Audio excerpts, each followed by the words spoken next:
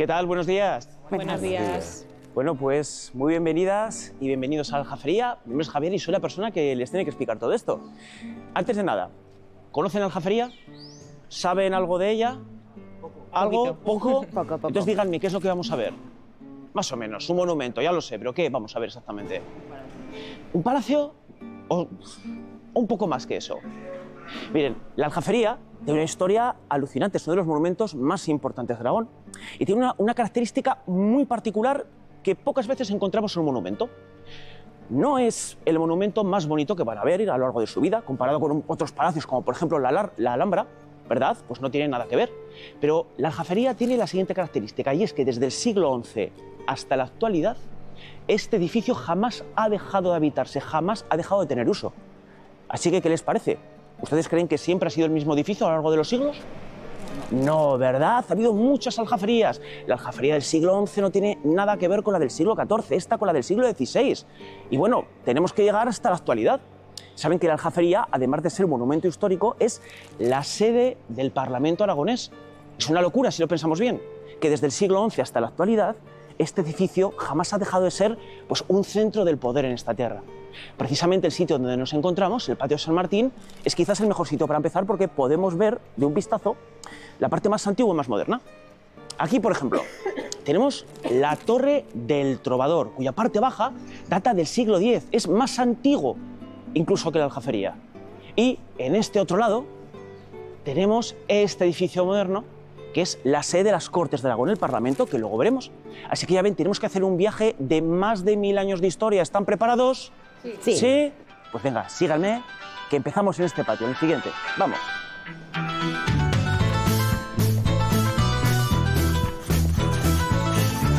Vamos a ver.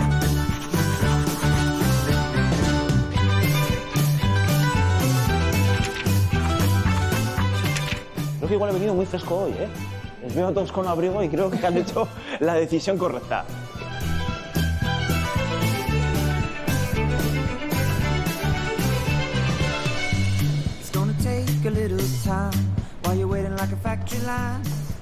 Se van a poner, por favor, haciendo un semicírculo mío. Vale. O sea, dejándome despejado el jardín. Y bueno, ya se imaginarán que tenemos que empezar en Al-Ándalus, ¿verdad? El reino musulmán que había en la península ibérica. Pero no sé si recuerdan que en el siglo XI Al-Ándalus tiene una crisis muy importante y acaba dividida en pequeños reinos musulmanes independientes entre sí, los conocidos como reinos de taifas. ¿Nos suena, sí o no? Sí. Un poquito, por lo menos del cole, ¿verdad? Bueno, pues una de las taifas más importantes va a ser la taifa de Zaragoza, que ya habrán adivinado que era el nombre que recibía Zaragoza en aquella época.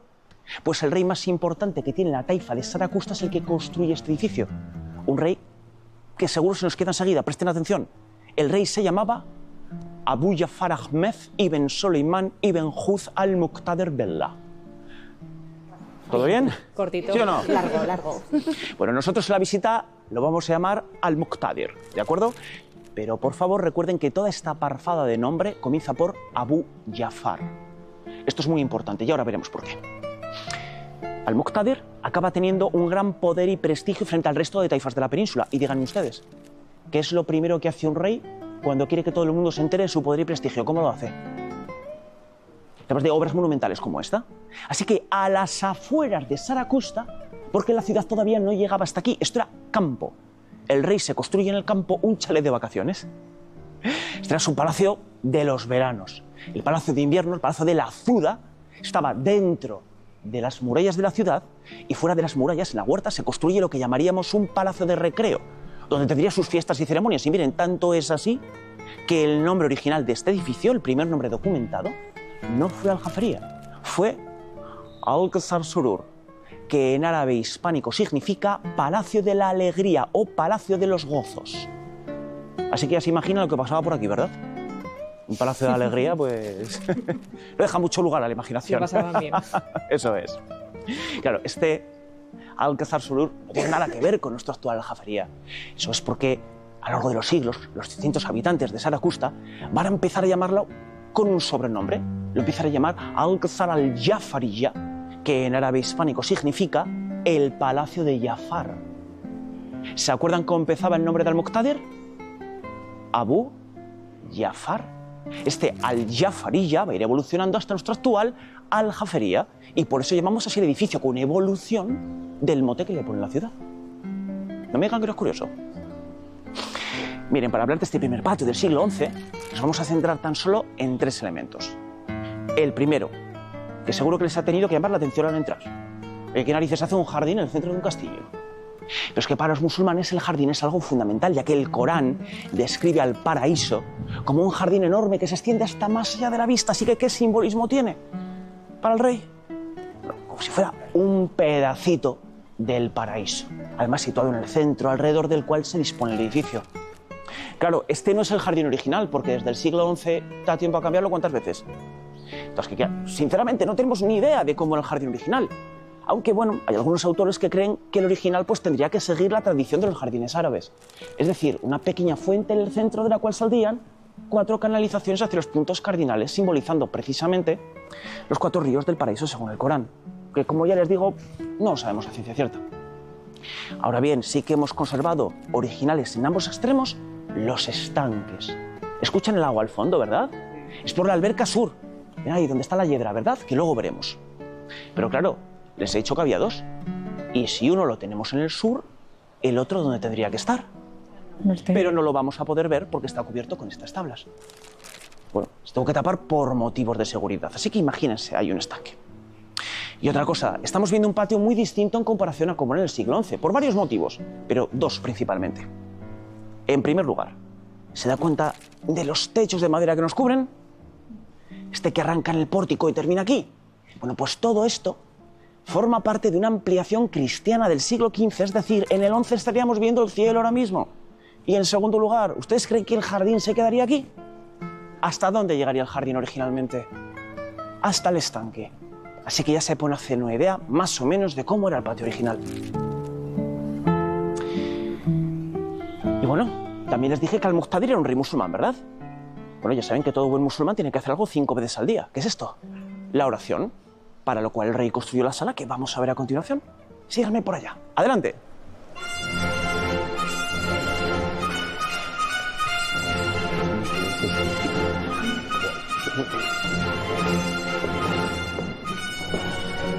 Venga, por aquí, acérquense.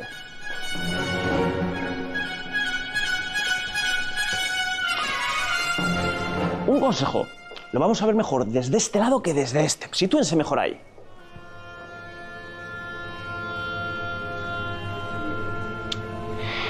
Bien, estamos ante el oratorio privado del rey y de su familia.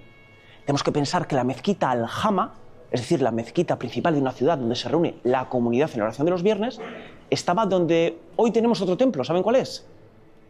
¿No? Uno muy importante. La SEO, eso es, la Catedral del Salvador. Para nuestro rezo diario, uno puede rezar prácticamente donde quiera, y para esto Al-Muqtadir se construye el espacio. Dentro de la sala tenemos que destacar sobre todo este nicho, esta especie de puerta cerrada que tienen aquí, que recibe el nombre de Mahrab, o Mihrab si lo prefieren. Esto es lo más importante de cualquier templo musulmán porque nos indica una dirección que seguro que saben cuál es, ¿a que sí? La Meca. Esto lo señala la Qibla, la dirección hacia donde tienen que rezar los musulmanes. Y bueno, aquí vamos a ver los 3 tipos de decoración más frecuentes del arte islámico. En primer lugar, decoración geométrica, juegos geométricos. ¿Dónde les aparecen ustedes? Les digo, las puertas no son originales. ¿Sí? ¿Algún juego de lacería? ¿Formas geométricas? ¿Juegos? Eso es, sobre todo en los arcos. Tenemos además los más representativos, arcos de herradura. Arriba otra vez arcos lobulados. Abajo arcos mixtilíneos. En segundo lugar, tenemos decoración vegetal, que imita la vegetación. Díganme, ¿dónde la aprecian ustedes? Eso es, en el ataurique. ¿Qué es esta palabreja? Ataurique es la yesería de la pared. ¿Ven que tiene así como forma de hojas y de frutos, sí o no? Sí. Más que esto también tiene un simbolismo tremendo, porque de esta manera nos están diciendo que el paraíso no se limita ahí al centro, sino que se va extendiendo por todo el edificio. Y finalmente tenemos decoración epigráfica, escrita. La van a ver perfectamente, pero en árabe, claro está. Aquí tenemos dentro, por ejemplo, un pequeño extracto de la sexta sura del Corán, que nos dice que todos cuando muramos seremos juzgados según nuestros actos en vida. Y bueno, la decoración les puede parecer más o menos bonita, pero estaremos todos de acuerdo en una cosa, que le falta chicha a todo esto, ¿no? Le falta algo. ¿Qué le falta a todo esto? Fíjense, ¿ven aquí mucho color en el palacio? ¿Eh? Totalmente soso, se ha ido perdiendo, pero originalmente era una explosión de color, con 4 colores sobre todo: azul, rojo, verde y dorado. Pero a lo mejor se han dado cuenta que respecto a la tonalidad, el yeso dentro de esta sala se diferencia bastante del yeso que está fuera, ¿verdad? Díganme, ¿cómo está este yeso en comparación? Más oscuro, ¿no? Más manchado, eso es. Antes decíamos que la aljafería tiene más de 1000 años de antigüedad. Y lo normal es que un edificio tan antiguo como este pues tenga distintos usos a lo largo del tiempo. Tenemos que tener muy presente que desde finales del siglo XVIII hasta finales del siglo XX la aljafería no ha sido un palacio. Fue utilizada como cuartel militar. Claro, las estancias van evolucionando. Por ejemplo, a inicios del siglo XX sabemos que esta sala se utilizaba como polvorín para almacenar pólvora. Después se llega a utilizar como estanco y después, durante un brevísimo periodo de tiempo, como cocina. Y ya empezamos a entender el color de las paredes, ¿verdad? Esto que nos puede parecer un atentado contra el patrimonio, desde nuestra mentalidad del siglo XXI, claro está, pues miren, carambolas de la historia, casi podemos estar desagradecidos por esto, porque el yeso es un material muy poroso y con el paso del tiempo fue absorbiendo la suciedad, el humo, la grasa. Poco a poco fue solidificándose y gracias a esto hemos conservado la mayor parte de la decoración original del siglo XI de esta sala. Así que ya ven, como dice el refrán, no hay mal ni por bien no venga. Efectivamente. Aunque esto mejor no lo utilizamos como excusa para no limpiar la cocina en casa, ¿de acuerdo? No les quiero dar ideas. Venga, seguimos por favor a la siguiente sala, a su derecha. Va. Vamos pasando, por favor.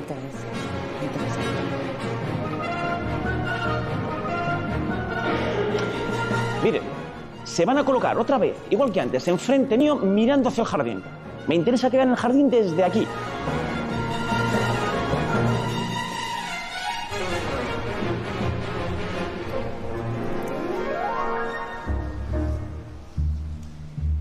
Pues bien, esta era la habitación más importante para el Muqtadir. Díganme, ¿cuál es la habitación más importante para un rey en un palacio de uso público? Con vistas. Sala de recepciones o sala del trono, si la queremos llamar así. Pues bien, este es el primer salón del trono que tiene la aljafería. Al-Muqtadir, además de ser rey, era matemático y poeta. Conservamos algunos de sus poemas y un par de ellos hablan de la aljafería y por eso sabemos que esta sala recibía el nombre de Majlis al-Dahab, algo que se podría traducir como la sala dorada. Luego, además, la arqueología ha confirmado que efectivamente estas paredes, pues en estas paredes el dorado tenía un gran protagonismo. Pero lo más relevante de esta sala no era tanto la decoración como la orientación. Y es que están ahora mirando más o menos hacia el sur. Y díganme, ¿qué es lo que ocurre en el cielo, en el sur, a partir de las 12 del mediodía en este hemisferio? ¿Dónde comienza a estar el sol? Arriba, en el sur, más o menos enfrente de esta sala. Y vamos a ver si me han estado prestando atención. ¿Qué ocurre con los techos de madera que vemos fuera? Se lo he dicho antes. Que no existía hasta el siglo XV. Veríamos mucho más cielo. Debajo de las tablas, ¿qué es lo que veríamos? Agua. Agua. Nos imaginamos también que justo detrás de estas arcadas había 2 grandes puertas que cerraban la sala. El rey se sentaba ahí en su trono. La persona que quería ver le esperaba detrás del estanque. Cuando Al-Muqtadir estaba preparado, mandaba abrir las 2 grandes puertas y así la luz del sol del mediodía podía entrar directamente en la sala y rebotando en el agua de la alberca. Todo el dorado de la pared y el mármol pulido del suelo refleja la luz y deslumbra al visitante. ¿Y qué estaría pensando el visitante en ese momento? ¿Que se encontraba ante quién? El representante de Dios en la tierra. El pequeño paraíso tiene a su pequeño Dios que lo gobierna. Un buen ejemplo de cómo la arquitectura puede servir para la diplomacia, porque no debemos de olvidar que el verdadero objetivo de un palacio no es que sea simplemente una vivienda grande y lujosa, que también lo más importante es lo que llamamos la transmisión del mensaje de poder. Yo soy el rey y sin mí el caos. Un palacio como una herramienta más para la exaltación del poder real. Pero bueno, les veo aquí muy a gusto con vista de reyes y reinas, pero lo siento, me van a tener que acompañar para ver nada, unos pequeños ejemplos, ¿no?, de esa decoración que se ha ido perdiendo aquí en el patio del siglo XI. Vamos por aquí, por favor. Adelante.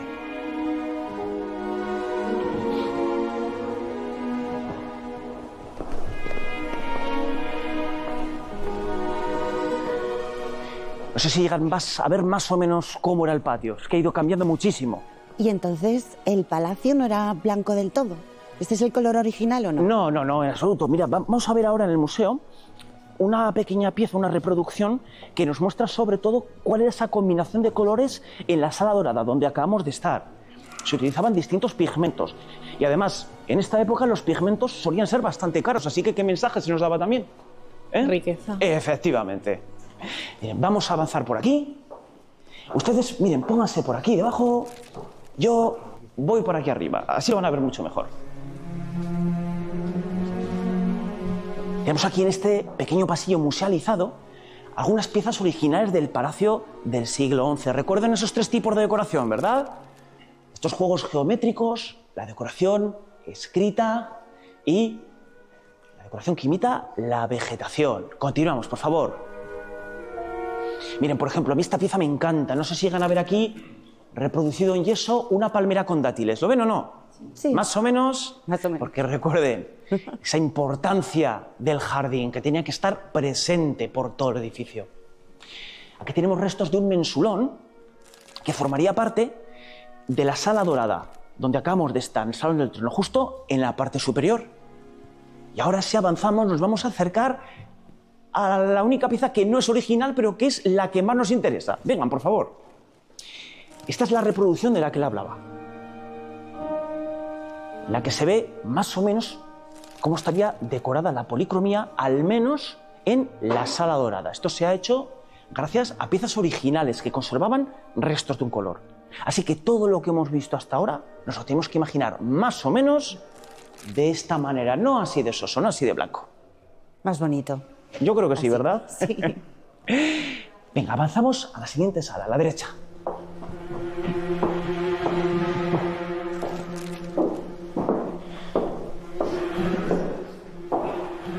Bueno, aquí ya empiezan a cambiar las cosas, ¿verdad? Más moderno. Sí, eso es.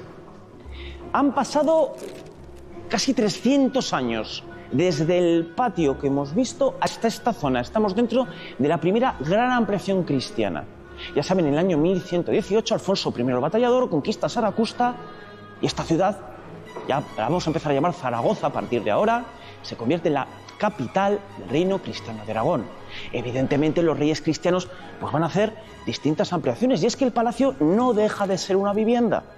Y miren, el ejemplo que pongo siempre a las visitas, imagínense, ustedes heredan el piso de la abuela, ¿se van a vivir a ese piso tal cual o qué es lo que hacemos todos antes de entrar? Díganme. Una reforma. Una reforma de arriba abajo, pues imagínense durante 1000 años la cantidad de reformas que ha dado tiempo a hacer, ¿verdad? Pues eso es tan difícil explicar toda la evolución artística arquitectónica de estos edificios.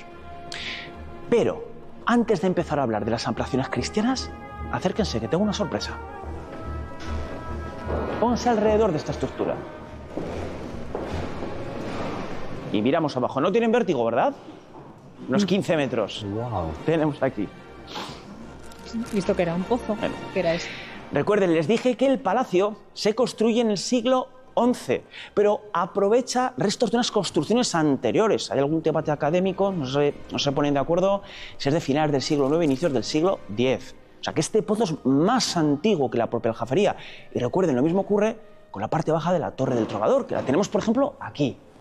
Esta pared de piedra también tiene un origen anterior al propio palacio. Pero bueno, vamos a centrarnos en la habitación que nos rodea para hablar de la primera gran ampliación cristiana, mediados del siglo XIV. Pero cuidado, aunque esto sea parte de una ampliación cristiana, también va a ser construida por musulmanes. Pero musulmanes con una característica especial, porque me imagino que alguna vez habrán escuchado la palabra mudéjar, ¿verdad? Sí. ¿Sí? ¿Sabrían qué es el mudéjar? Claro, cuando yo digo mudéjar, me imagino que lo primero en lo que piensan son torres de ladrillo, cerámica, Arte. una autovía, pero antes de eso, ¿quiénes son los mudéjares? Porque técnicamente el término mudéjar se utiliza primero para un grupo de población, el de los musulmanes que se quedan a vivir en tierra cristiana después de la conquista, pero manteniendo su religión sin convertirse al cristianismo. ¿Qué es lo que pasa? Pues que había mudéjares que eran excelentes constructores. Los mejores artesanos de esta zona eran mudéjares y esto va a ser aprovechado tanto por la iglesia como la nobleza cristiana. Los van a contratar como alharifes y artesanos y así nace el estilo mudéjar. Construcciones hechas por musulmanes para cristianos, mezclando elementos artísticos de ambos estilos. ¿Me he explicado bien? Además, recuerden, desde el año 2001 el mudéjar aragonés Patrimonio de la Humanidad por la UNESCO. El mudéjar, los aragoneses tenemos que lucirlo con orgullo, ¿eh? Como les digo, habían pasado ya 300 años. Va a haber un rey llamado Pedro IV, conocido como el ceremonioso, sí señora, que va a caer prendado de este palacio. Lo va a ampliar bastante, sobre todo por este lado, reforma toda la segunda planta y, lamentablemente, lo más curioso de toda esta reforma no lo podemos ver. Y es que Pedro IV va a instalar en la Aljafería una casa de fieras. Un zoológico privado, entre comillas. Al entrar por el puente han visto un parque a la derecha, ¿verdad? Antiguamente este parque era la finca real, los jardines y huertas privadas del rey. Estaba tapiado y formaba parte del perímetro de la Aljafería. Pues bien, donde está hoy el parque había una zona donde el rey guardaba como mínimo documentados leones, leopardos, ciervos, osos, lobos... Pavos reales creemos que también tenía. Animales de compañía. Animales de compañía, sí, efectivamente. Era también peligroso tener una cosa de estas en casa, ¿eh? En el año 1371 se fuga un león y mata a uno de los cuidadores, ¿eh? Tuvieron que ir los soldados a matar al león, probablemente a lanzadas. Así que era también peligroso, pero para que vean toda la belleza que lamentablemente se ha perdido. Creemos que esta sala es lo que la documentación llama la Cámara Vermella. ¿Y de dónde vendrá este nombre? Cámara Vermella, la sala roja. Efectivamente. Y es que esto que tenemos es un alfarje, este tipo de techo, original del siglo XIV. Van a ver distinta heráldica en las vigas maestras. Pero ya que estamos mirando el techo, quiero que también se fijen en estos detalles. Ven aquí como unos cuadrados, ¿verdad? Sí. ¿Qué pueden ser estos cuadrados? Eso es, pero no de época medieval. Recuerden, cuando a finales del siglo XVIII, inicios del siglo XIX, la Aljafería se va a transformar en un cuartel militar, los soldados llegan a estas grandes salas palaciegas y piensan, madre mía, qué manera de desaprovechar espacio a lo tonto. Y lo que hacen es convertir estas grandes habitaciones palaciegas en dos. Así que efectivamente conservamos las marcas cuadradas de las vigas que utilizaron para hacer aquí una segunda planta. Y ahí tienen, por ejemplo, dos puertas que se utilizan actualmente como mirador. Ya ven, un palacio se tiene que aprovechar de todo, ¿verdad? ¿Y lo que hay a los lados? ¿Esos eran ventanas? Aquí es que tenemos un cacao arqueológico monumental, sobre todo si se fijan en esta pared. Vamos a ver arcos apuntados originales del porche del siglo XIV. Vamos a ver aquí una puerta que, si la memoria no me falla, es de finales del siglo XVI. Y luego vamos a ver unas ventanas ya cegadas de época de cuartel. Precisamente esta sala es un cacao arqueológico monumental. Vamos a estar aquí mucho rato, pero yo creo que mejor es que subamos a la segunda planta del palacio y así nos vamos a meter un poco en harina de los distintos usos que tuvo en la Edad Media. Por aquí, por favor.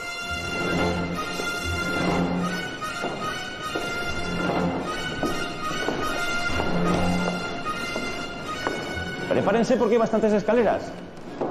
Primero bajamos estas y luego subimos hasta arriba del todo, hasta que no haya más escaleras.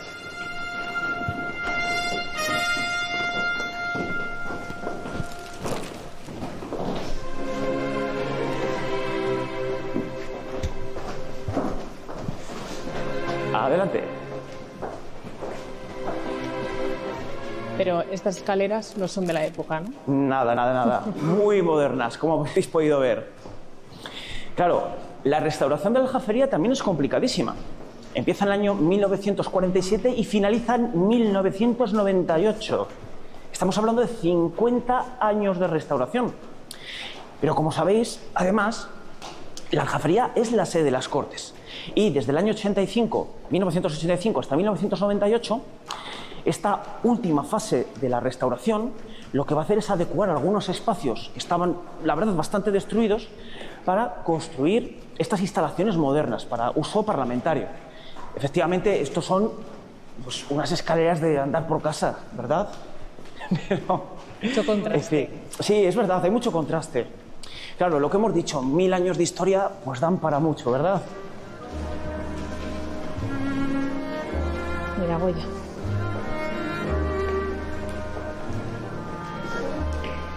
Aquí sí que va a haber cambio.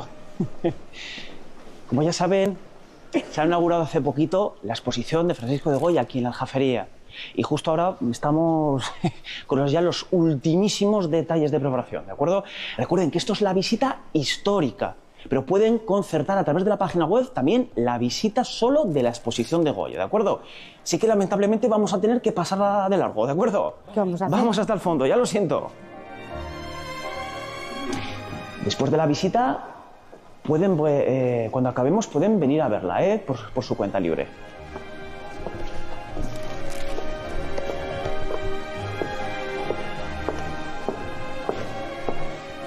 Nada, como veis, los últimos preparativos para dejarla perfecta.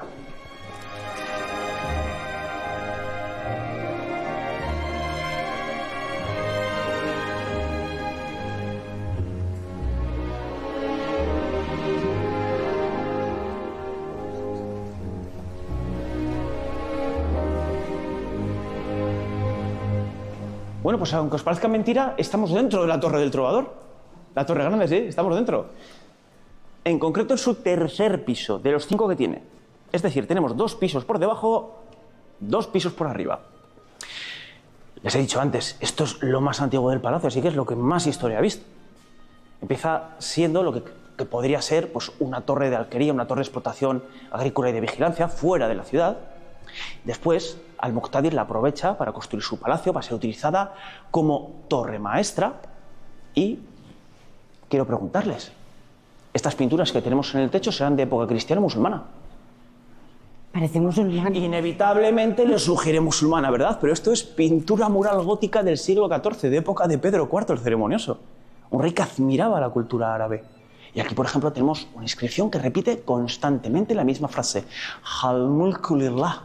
El universo pertenece a Dios o el poder es para Dios. Por las pinturas que tenemos en el techo, sospechamos que en esta época puede ser un espacio intelectual para la corte. Pero después vamos avanzando en el tiempo y esta torre va a tener un uso un poco menos agradable, porque a finales del siglo XV Fernando el Católico va a donar parte de la Aljafería para que fuera la sede de una institución que seguro que conocen bien, el Tribunal del Santo Oficio de la Inquisición, el Tribunal de Zaragoza. De hecho, la sala que acabamos de pasar, donde estaba la exposición, pues con casi total seguridad fue donde se celebraban los juicios. Y la torre van a ser las cárceles inquisitoriales. Pero ojo, cuando los inquisidores se van de la Aljafería y esta se convierte en un cuartel militar, la torre continuará siendo los calabozos del cuartel. Así que ya se pueden imaginar las cosas que han tenido que ver estas paredes. De este periodo de uso como cárcel, acérquense, por favor, que vamos a ver unos detalles. Vengan aquí a la ventana.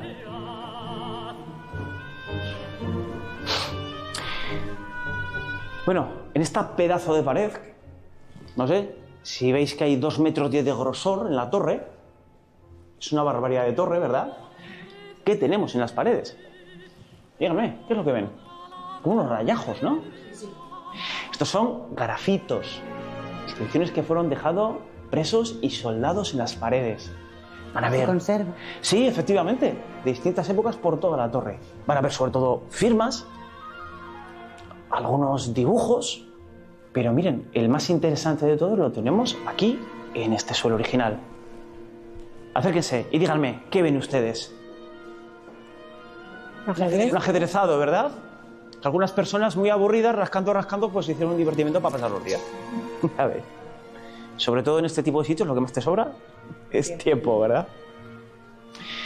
Y claro, no sé si ahora que ya saben esta historia de cárcel durante varios siglos de la torre, les empieza a chirriar un poco el nombre. O sea, una cárcel que la llamamos la Torre del Trovador. Qué bonito, ¿no? Qué poético para una cárcel. Pues bien, la razón de este nombre también es curiosísima. En el siglo XIX había un autor de teatro llamado Antonio García Gutiérrez que escribió una obra con la que tiene mucho éxito, llamada El Trovador. Resumiéndoles mucho la trama. Trataba de un trovador que era apresado y encarcelado aquí en esta torre, en la prisión de la Aljafería. Pero esta obra va a tener mucho éxito no solo en España, sino también en Italia. Y hay un señor italiano que igual le suena, un tal Giuseppe Verdi. Sí. Ya saben a dónde voy, ¿verdad? Se van a quedar tanto él como su libretista prendado de esta obra y la van a utilizar como libreto de su siguiente ópera, y así nace la ópera Il Trovatore. Así que ya ven, la Aljafería puede presumir no solo de ser un monumento nacional, sino también de ser el escenario de inspiración de una de las óperas más famosas. Está por dentro del escenario del Trovatore. Pero bueno, como ya les veo en la cara que están agobiados de estar en prisión, no se preocupen, Sí. va a ser un buen inquisidor. Os voy a absolver a todos y salimos de aquí para ver la parte más espectacular del palacio, ¿de acuerdo? Venga, por la misma puerta a la libertad. Venga.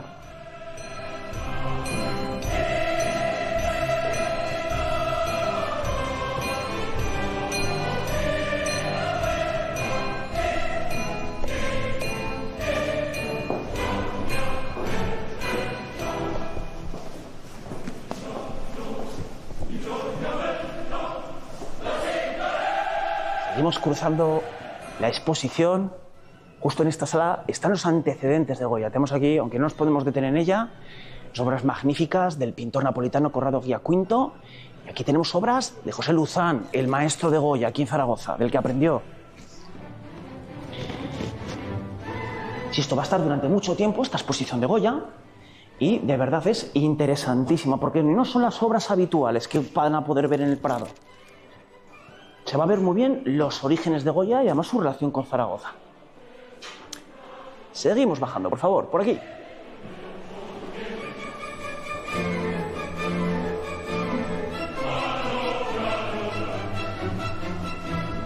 Y ahora prepárense, porque van a alucinar si no conocen esta sala.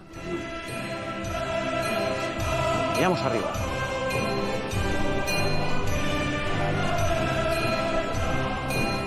Qué techo. No está mal, ¿verdad? No. ¿Quién tuviera algo así en casa?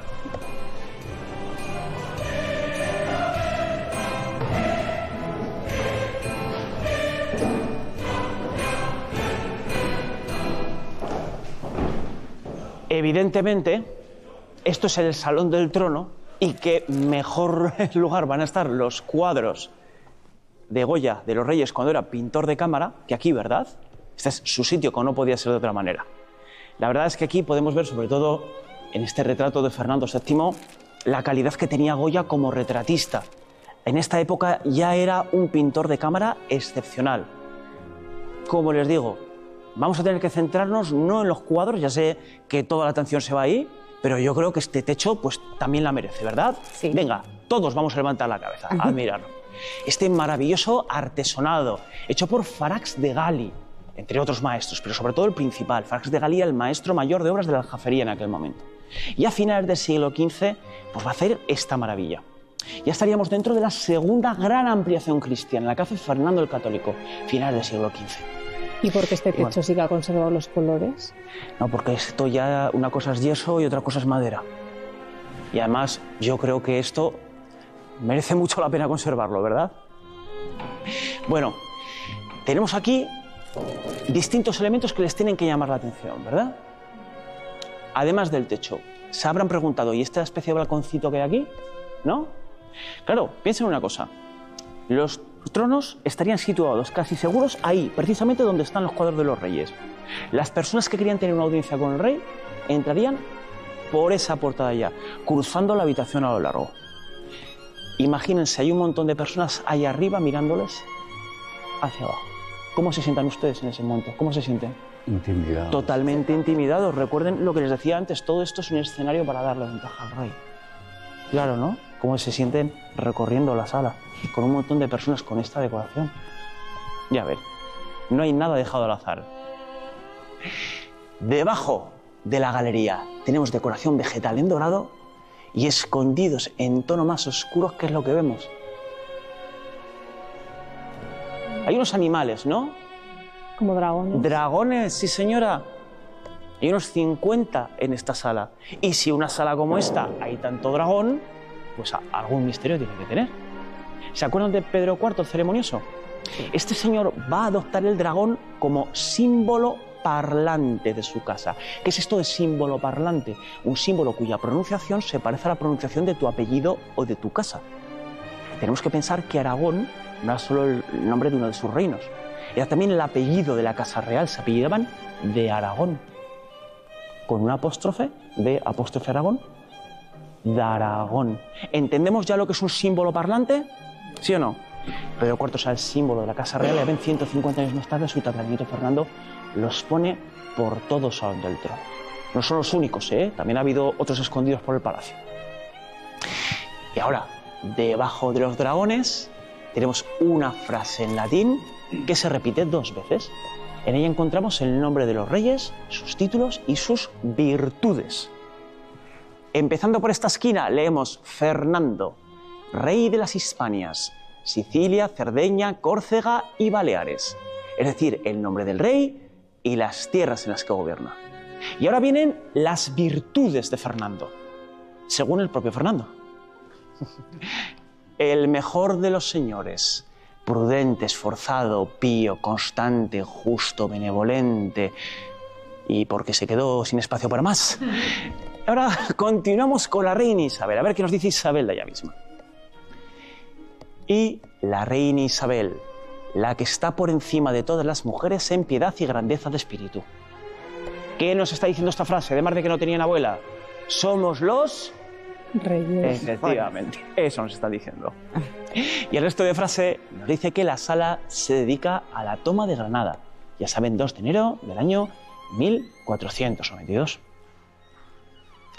Ahora, si miramos arriba, estas cosas que cuelgan, que parecen estalactitas doradas, ¿qué ven ustedes aquí? Piñas. Todo el mundo ve piñas. Sí. Pero el contrato de obra de este techo que lo conservamos nos deja muy claro que todo esto son, atención, racimos con sus granos. Uva.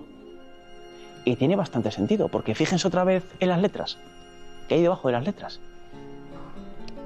Parras. Está Parras. todo lleno de racimos. Y bueno, ¿por qué tanto racimo? Miren, desde la antigua Grecia el racimo ha sido un símbolo de abundancia y de fertilidad, tiene todos los granos recogidos. Pero también hay que verlo pensando un poco en el cristianismo. ¿Y qué bebida es la de las uvas? El vino. ¿Y en religión qué es el vino? La sangre de Cristo. La sangre de Cristo. Una referencia a la Eucaristía, pero también una reivindicación del papel del rey como mediador entre su pueblo y Dios. ¿Saben? Aquí no se da puntada sin hilo, ¿eh? Miren, también en los laterales de las vigas del techo tenemos 2 símbolos en dorado que se repiten y alternan constantemente, que son las divisas de los reyes católicos. El yugo y las flechas. No sé si alguna vez se han dado cuenta de este detalle. Las flechas, símbolo de Isabel. ¿Por qué letra comienza la palabra flechas? F. Que es la inicial de Fernando. Fernando. Y el yugo, el símbolo de Fernando, que comienza con la I, que es la inicial. De Isabel. Esto se llama juego cortesano, que tu símbolo comience con la inicial del cónyuge o del amante. Ahora, del techo vamos a pasar al suelo.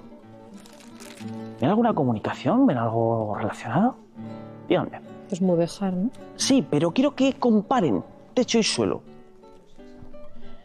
Bueno, octógonos, pero no solamente los octógonos. Las estrellas, las marcas de las vigas, toda la forma del techo está proyectada aquí en las baldosas. Esto se llama juego de reflejo. Es como si el techo se estuviera reflejando un estanque. ¿Y para qué puede servir esto? Pues para varios motivos, pero lo que nos interesa a nosotros, para cambiarnos un poquito el punto de fuga de la sala. Que la habitación nos parezca más grande, con más profundidad.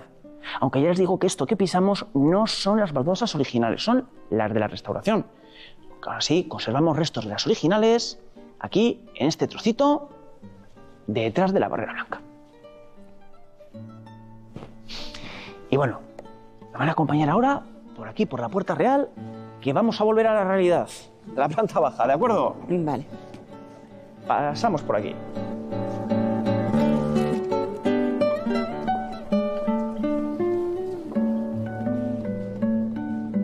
Bueno, de momento el palacio les está gustando. Sí. ¿Sí? Muy bonito. Es impresionante, realmente. Bueno, vamos a dejar toda la parte real, pero lo vamos a hacer como se merece, no se preocupen. Vengan conmigo.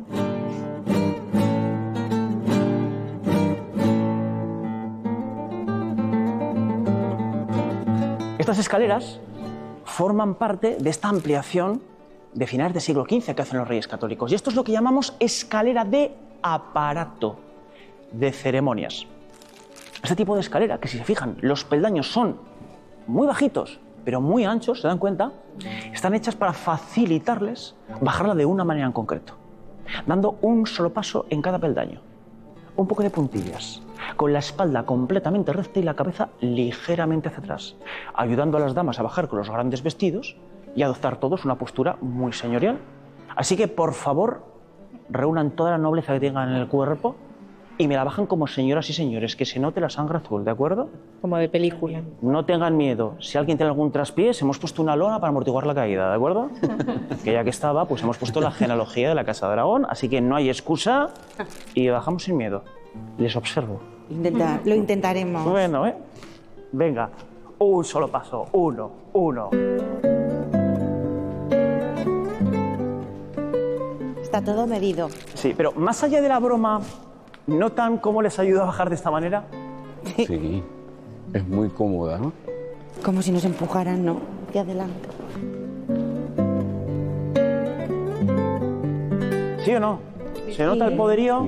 Sí. O sea, cuando se tiene un mal día es bajar 4 veces por estas escaleras, yo, te sientes más poderoso, ¿verdad? Subidón.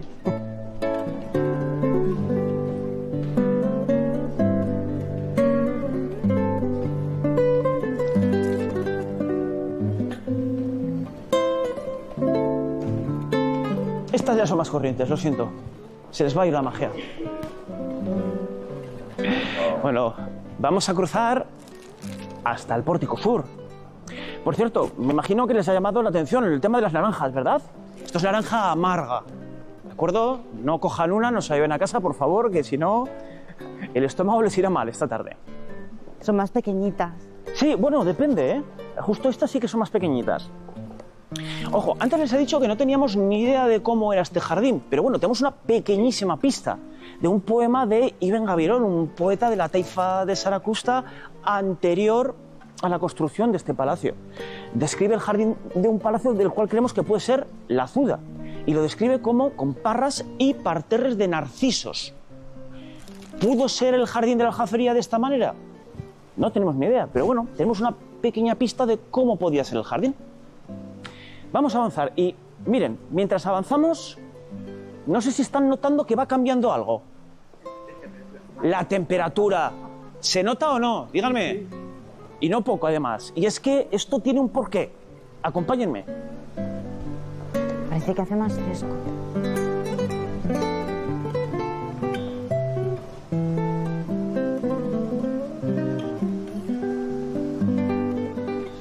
Disculpa, aquí hace más frío de lo normal. Pues sí, efectivamente. Pero además mucho, ¿verdad? Sí. Es debido a esta alberca. Bien, la alberca es este tipo de estanque. No sé si se dan cuenta que el agua cae desde cierta altura sobre agua estancada para al caer romper el estancamiento, que se refresque el aire y que baje la temperatura. ¿En qué época del año hemos dicho que Al-Muqtadir utilizaba el palacio? La alberca es el aire acondicionado del siglo XI. ¿Ya ven? De hecho, toquen además las columnas que tenemos aquí. ¿Cómo están? ¿Cómo están? Heladas. Frías, efectivamente. heladas. Pero bueno, vamos a dejar atrás la parte histórica propiamente dicha y nos vamos a meter a la sede de las Cortes de Aragón, el Parlamento Autonómico, ¿de acuerdo? A la más rabiosa actualidad. Adelante.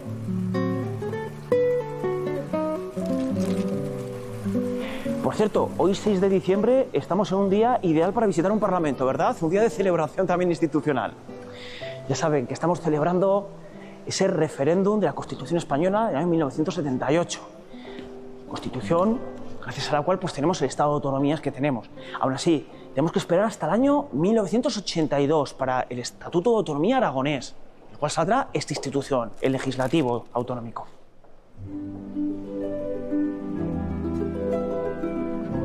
Cuidado con estos peldaños. Aquí la temperatura, ¿cómo? Aquí mucho mejor, ¿verdad?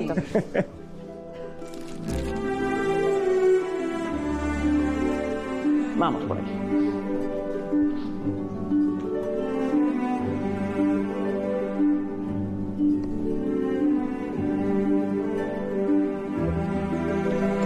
Adelante. Sitúense aquí. Las Cortes de Aragón. Cortes de Aragón, eso es. Lo que es el legislativo, no confundir con el gobierno.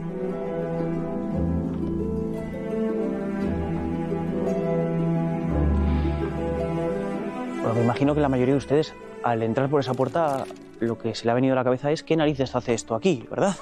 Me imagino, un poquito. Pero como les dije, la historia de la aljafería es tremendamente complicada. Sepan que este edificio va a permanecer dentro del patrimonio del Ministerio de Defensa hasta 1980. Antes de ayer, como aquel que dice, ¿verdad? En el año 1980 se dona la ciudad de Zaragoza y esta, un par de años después, ya la va a donar para que sea la sede de las Cortes de Aragón, el legislativo. Recuerden que antes les he dicho que desde el 85 hasta el 98 se va a hacer toda esta adaptación y finalmente en 1998 ya se va a abrir al público como un monumento. Es una locura, si lo pensamos bien, que un edificio de más de 1000 años de historia se presente a la ciudadanía pues en una época tan tardía, ¿verdad? ¿Lo ven? Cada monumento pues tiene todos sus problemas y su coyuntura. Bien, centrándonos en la cámara donde estamos, en el hemiciclo. Aquí toman asiento los diputados y diputadas que nos representan a todos los aragoneses. 14 por la provincia de Teruel, 18 por la provincia de Huesca y 35 por la provincia de Zaragoza. Se habrán dado cuenta que la primera fila de asientos de este lado tiene un color distinto, ¿verdad? Estos son los asientos del gobierno autonómico. Más concretamente, aquí en la esquina se sienta Jorge Azcón, el actual presidente de la comunidad. Ahí arriba, al fondo, tenemos la tribuna de público. Cualquier ciudadano que lo desee puede pedir cita previa y se le permite pasar como oyente, sin intervenir, a las distintas sesiones y plenos que se celebran aquí. Arriba, en los laterales, tenemos los palcos para la prensa. En las cabinas insonorizadas es donde se sitúa la prensa hablada, radio y televisión. Y en los palcos abiertos, la prensa escrita. Detrás mío, pues tenemos el elemento fundamental de cualquier parlamento, la tribuna de oradores. Y detrás de la tribuna de oradores se encuentra la mesa de las Cortes de Aragón, donde se sientan los diputados que de alguna manera llevan el gobierno y el control de las sesiones. En el asiento central se sienta la presidenta de las Cortes, actualmente Marta Fernández. Al lado de esta, 2 vicepresidentes. Al lado de estos, 2 secretarios. Y nos queda este último asiento aquí, que está destinado para la única persona que puede estar aquí sin ser político. Es el asiento de la letrada mayor, una abogada de las Cortes, una jurista que se encarga de dar a los diputados asesoramiento en materia de legislación y de derecho, porque recuerden, todas las leyes aragonesas son creadas aquí, en esta cámara donde estamos. Y bueno, aquí tendríamos que terminar nuestro viaje por más de 1000 años de historia. Díganme ustedes, ¿les ha sorprendido? ¿Se imaginaban algo así en Zaragoza con tanta historia y que se conserve? Es curioso. Pues miren, señoras y señores, mi objetivo sería haber conseguido que ustedes han visto lo que ya desapareció del palacio y bueno, también haberles metido un poco el gusanillo para que sigan interesándose por la historia de Aragón, ¿de acuerdo? Si son tan amables, me van a acompañar por aquí a la salida, ¿de acuerdo? Que tengo un grupillo que me estará esperando dentro de 10 minutos, ¿de acuerdo? Que es que aquí no paramos. Así que me van a acompañar, por favor. Por aquí, por esta puerta, a mano derecha.